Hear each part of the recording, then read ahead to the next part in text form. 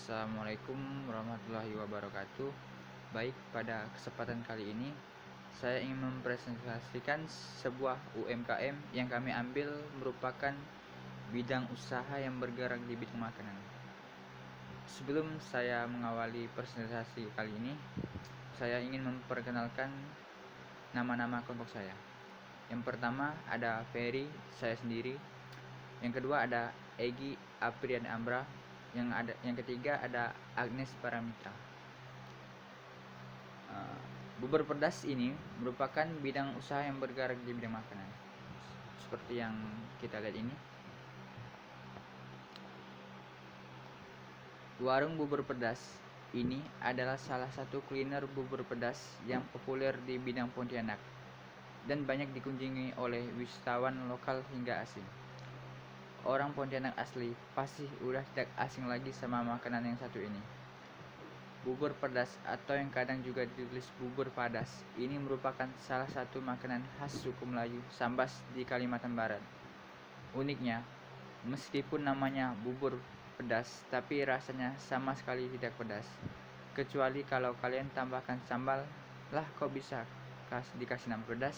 Jadi sebenarnya kata pedas itu punya arti banyaknya sayuran dan rempah yang tergantung dalam bubur itu hanyalah perumpamaan yang diciptakan oleh suku Melayu Sambas. Bubur pedas ini awalnya ditemukan oleh suku Melayu Sambas di pesisir pantai Pontianak dan masih ada hingga saat ini. Bubur pedas ini terdiri dari berbagai macam campuran sayuran seperti pakis, kangkung, cambah, kacang panjang, jagung muda, daun lengkuas, daun kencur, daun katuk, daun kesum yang hanya ada di Pontianak, dan beragam daun rempah lainnya. Sayuran-sayuran tersebut diracik kecil-kecil, kemudian dimasak menjadi satu dengan bahasan dasar utama, yaitu beras, ketumbar, dan palas. Sangrai kemudian masukkan kepala yang telah disangrai. Setelah semua bahan matang, bubur pedas siap disajikan dalam keadaan hangat lengkap dengan taburan ikan teri dan kacang goreng, sehingga rasanya lebih gurih. Tidak cuma rasanya aja yang lezat, tapi juga aromanya khas. Slide selanjutnya akan dijelaskan oleh saudara Egi Aprian Amra. Oke, sebelumnya terima kasih buat saudara Ferry.